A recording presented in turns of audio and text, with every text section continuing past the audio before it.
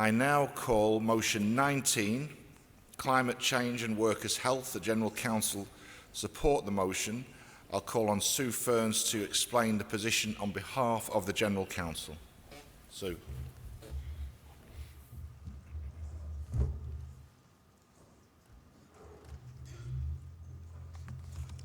Thank you, President. Sue Ferns speaking to explain the General Council's position on motion 19.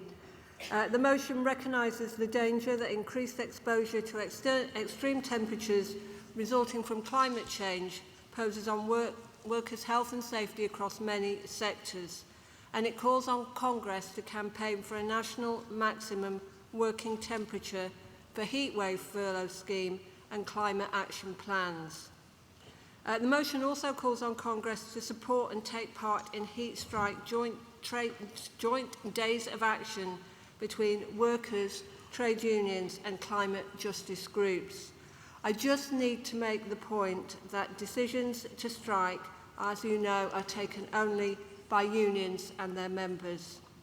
General Council does support coordinated awareness raising and campaigning actions to protect workers from extreme heat. Thank you.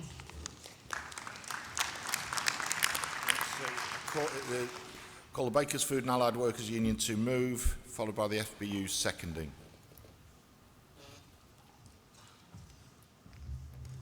President, Congress, Sarah Woolley, General Secretary of the Bakers Food and Allied Workers Union, moving motion 19.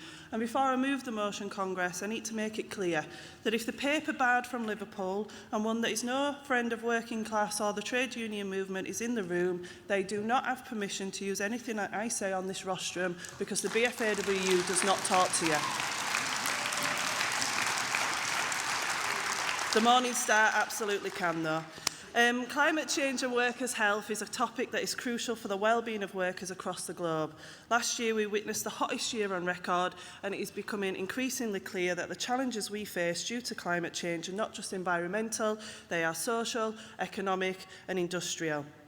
Workers, trade unions and climate justice activists must unite and work together to enact change, ensuring that it is not the poorest who pay the heaviest price for a crisis they did not create. The climate crisis is undeniably a trade union issue. It is about defending skills, terms and conditions in jobs in a greener world, ensuring a just transition and safeguarding health and safety. The impacts of climate change, from scorching heat waves to devastating floods, are not just natural disasters, they are occupational hazards that threaten the lives and the livelihoods of workers in many sectors. This is why Congress should welcome the fact that the theme for 2024's Workers' Memorial Day was climate change and workers' health. Countries around the world are taking bold steps to protect workers from the devastating impacts of climate change, showing us that it is possible if there is political will. In Spain, for example, the government has implemented a national maximum working temperature, ensuring that workers are not forced to work in dangerous heat. This measure has been instrumental in reducing heat-related illnesses and deaths amongst outdoor workers particularly. In France, the government has introduced a heatwave furlough scheme that allows workers to take paid leave during extreme heat events. This scheme not only protects workers from the immediate dangers of heat, but also recognises the economic impacts of climate change must be addressed through social safety nets. These are not radical ideas. They are necessary responses to the realities of a warming world, and we must demand the same level of protection for workers here in the UK. That is why the motion calls for the establishment of a national maximum working temperature, a heatwave furlough scheme and the development of a comprehensive climate action plan. These measures are not just about protecting workers in the short term, they are about building resilience for the long haul. Congress, this motion also supports the idea of organising a heat strike, a joint day of action between workers, trade unions and climate justice groups, modelled after the fantastic youth climate strikes that captured the world's attention. The heat strike is a powerful tool for raising awareness and demanding action. It can take many forms: direct action, protests, workplace lunchtime walkouts, community actions and much more. It is a way for us to show our collective strength and to insist that our government take the climate crisis seriously. But Congress, we know that it's not just about a single day of action. The climate crisis is an immediate industrial issue for many sectors: firefighters battling wildfires, health workers coping with heat-related illnesses, forestry workers managing our dwindling forests, water industry workers dealing with floods and droughts, and food workers dealing with excessive temperatures. These workers are on the front lines of the climate crisis and they deserve our full support. That is why this motion also calls for Congress to sign up to take part in the heat strike this summer when temperatures rise above 36 degrees, to circulate information about the heat strike and to support campaigns to establish a heat furlough and maximum workplace temperature. These are not just policies, these are lifelines for workers who are already feeling the heat both literally and figuratively. In conclusion, Congress, the climate crisis is here and it is threatening the health and safety of workers across the globe. But we've got the power to make a difference. By passing this motion, we are sending a clear message. We will not stand by while workers are put at risk by a crisis they did not cause. We will fight for a just transition, for health and safety protections, and a future where no one has to choose between their job and their life. Please support this motion. Thank you. Thank you, Sarah.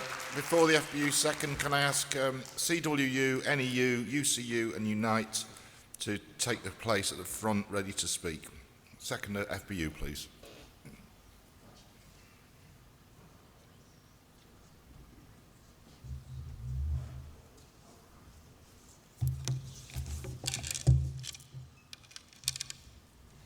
President, Congress, Jamie Newell, Fire Brigades Union, the FBU is proud to second this motion on climate change and workers' health and add in our support to the heat strike campaign. Now, we first saw heat strike at the TUC health and safety event that was convened earlier this year, and we want to put on record our thanks to Shelley Asquith and the team at the TUC for organising it and for the Bakers Union for hosting it. Climate change is a public health and safety emergency, and we cannot be a country where pensioners die in their homes as a result of the heat, or we see the strain that these rising temperatures place on our hospitals and NHS staff. But for firefighters, climate change is already a regular industrial issue. Now, I raised our climate document last year, first published by the Executive Council in 2010, and this year I'll show you the latest updated version called Scorch, which is available at our store outside these doors. For FBU members, wildfires are not just something that happen in Australia or North America, they happen here. We've had moorland fires in 2018 and 19. In July 22, we had the busiest day in our capital since World War II. And at the same time in Norfolk, we had fire engines being dragged out of museums to assist in resolving incidents because we didn't have enough resources. And we saw firefighters being hospitalised through exhaustion. It's an issue for firefighters in our control rooms, firefighters in our fire safety departments. We're working in poorly designed, not ventilated buildings. It's an issue for firefighters who lack PPE, who lack the legislation to support them when the temperatures rise and the rains fall. It's an issue where firefighters don't have welfare facilities on incident ground, and where they do, brigades are using organisations that do not fit our morals and values. Climate change affects every worker in some way or another. Now, I note the General Counsel's position in relation to this motion, but I'm a student of history, and I know that climate change as a workplace issue has been raised here year on year. So for almost 40 years, actually, Congress has begun to grapple with the complexities of climate change by trade unionists in our universities and government research departments. Now, Congress has talked previously of green strikes, it's talked of green shop stewards and the need for legal rights for those reps to take action to tackle these issues. The need for those rights is greater now more than ever, as we've seen how the state has responded to activists who protest on issues of climate. And we can't wait for employers and we can't wait for governments to take action. They've had decades and done nothing about it. The onus is on us as trade unionists and workers. They need to ramp up workers' action on climate change. It's about taking legal action and action within the law at crucial times. And that's why the Heat Strike campaign is a great example of a start to cross-movement and cross-sector organising. But we need to be ambitious and not just limit our organising. So I want to tell you about an example that Ricardo Latorre was telling me about earlier today, about GNK workers in Florence, where, I'll just quote this now, 400 workers were laid off at a GKN factory. They took over a plant and kick-started a long struggle against decommissioning that took place there. Now, they've occupied that building for 3 years. Delegate, you've got to move on, please. They sealed an alliance with Climate Justice Movement, drafting a conversion plan for sustainable public transport. Now, actions like this need our support, and I urge you all to learn more about it and raise their inspirational struggles in your workplaces and branches. Workers mustn't pay the price for climate emergency. We must be brave enough to diversify our workforces and empower workers to tackle governments and employers who fail to take action on the climate. Furlough for pandemics, furlough for heat waves. Invite heat strike to your branches, committees, and support the motion. Thank you. Thanks, Delegate. I call CWU, please.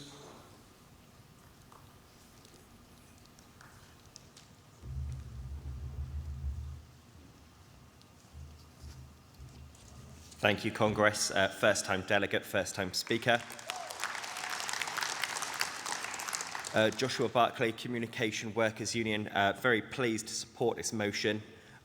This is an utterly important motion as the impacts of climate change continue to affect workers all the world over.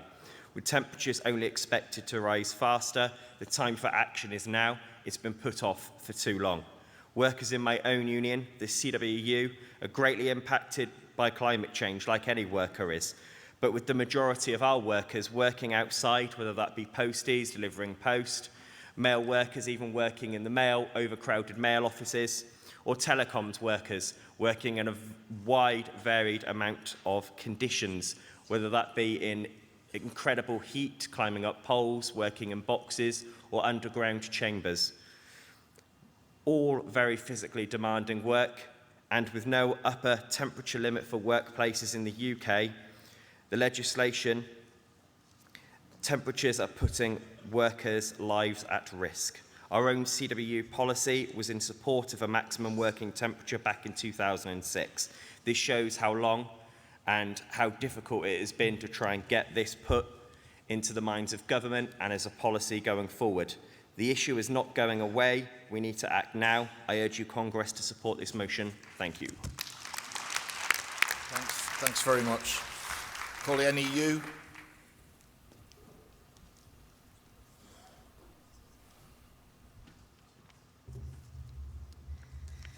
Good afternoon, President, Congress. Emma Brady, the National Education Union, speaking in support of Motion 19.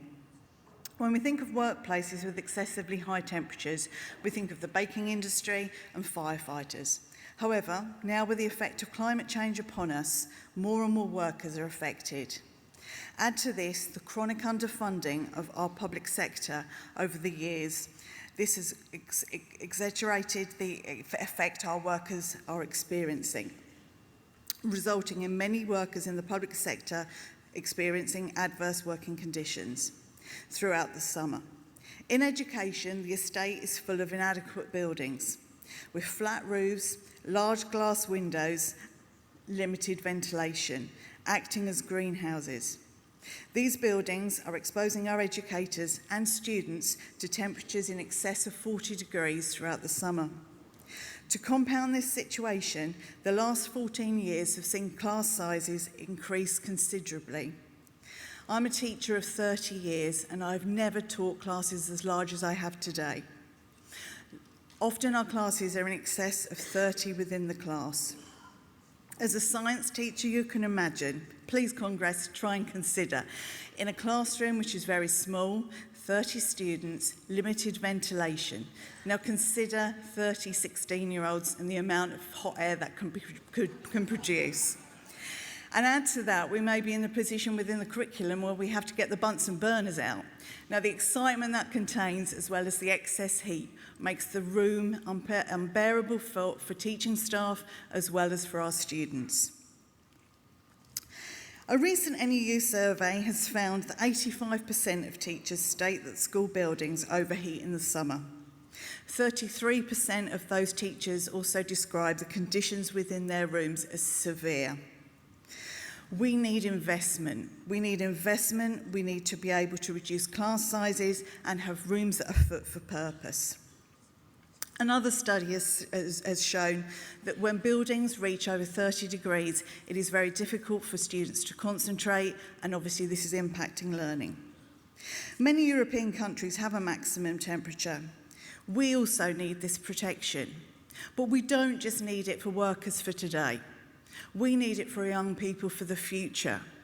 They have been prepared to take action, student action, that is been able to raise the profile of the climate crisis. We need to put pressure on the government to do the right thing, to plan to address the climate crisis for workers for today, but more importantly, for the students that we teach, the people that we are here to educate, and for workers of the future. Please support this motion. Thanks very much. Call UCU.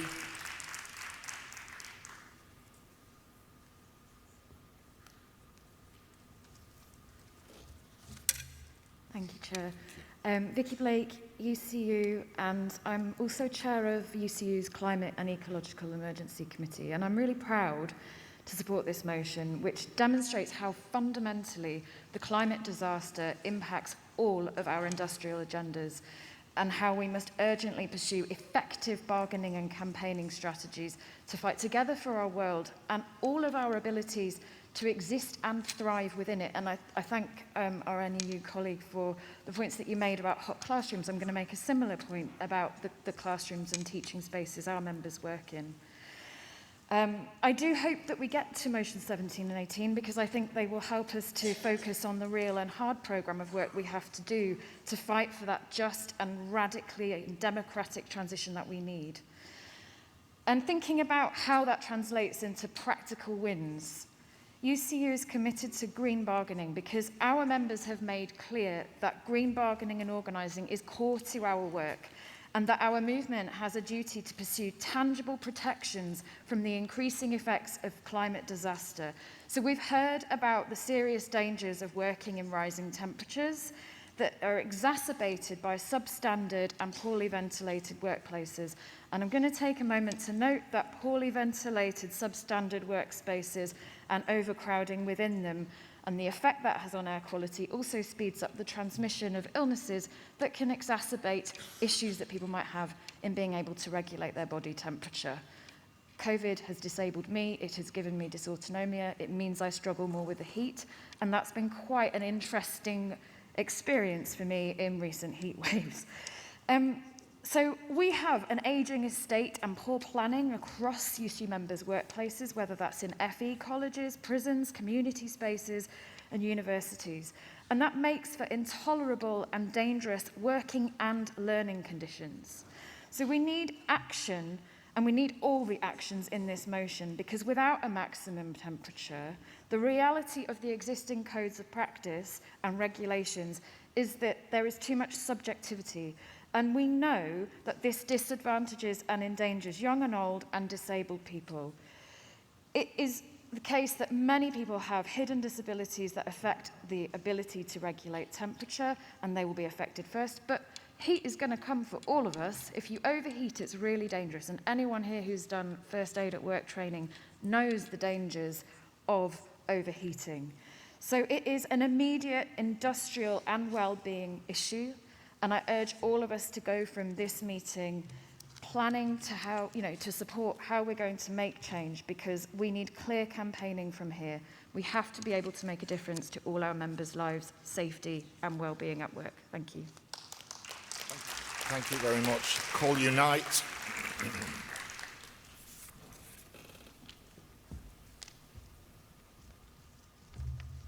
Hi, Claire Trevor, Unite Hospitality, first-time delegate and speaker. Thank you. Many of us in low-paid, precarious jobs during a cost of living crisis are spending the whole year suffering from the increasingly extreme temperatures in the UK in and outside of work. Kitchen heat is often extreme, with temperatures reaching over 40. On long shifts in poorly ventilated buildings with minimal breaks, this can have serious effects on workers' health. Workers are not just at risk of heat stroke. Being repeatedly exposed to excessive heat can cause health conditions like cardiovascular and chronic kidney disease. There's a proven link between excessive heat and workplace injuries because of the effect it has on concentration. Hospitality workers are at risk from heat in the kitchens and the physically demanding nature of the job. Furthermore, workplaces in our sector, like others, are suffering cuts in a post-pandemic, post-Brexit economic climate. Many workplaces are not getting aircon or heater maintenance, or the emergency fans and heaters needed for extreme temperatures. This has a knock-on effect, as there are fewer guests willing to endure extreme temperatures inside hospitality venues, which means there's less money for labour, so the hours available within precarious jobs are also affected. The hospitality sector has a low union density, so there is a limited understanding of workers' rights. Many workers have no knowledge of Section 44 of the Employment Rights Act and how it can be used. Congress, we must change this. Alongside the TUC, Unite is lobbying for a maximum working temperature of 30 degrees or 27 for anyone in strenuous conditions. Workers who don't consider themselves political or who are not aware of unions are still affected by the heat. Youth-dominated, precarious industries are less likely to be unionised. We need to focus on issues which affect young workers, such as the climate crisis, to activate the activists and collectively demand better.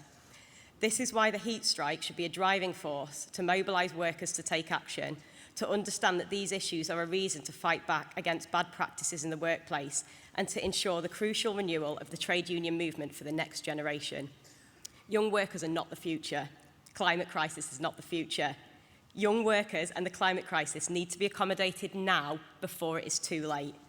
In a just transition, no worker should be left behind, but we must not forget that there are no jobs on a dead planet. There is no trade union renewal if we don't mobilise the future generations of workers. The climate crisis will affect everyone, so it is our responsibility to ensure that we are fighting back against bad practices and reminding workers of their power to do this. Congress, please support this motion and please support the heat strike. Thank you and solidarity. Thanks very much, Delegate. OK, Congress, I put motion 19 to the vote. Will all those in favour please show? Thank you. Will all those against please show? Thank you. That carries.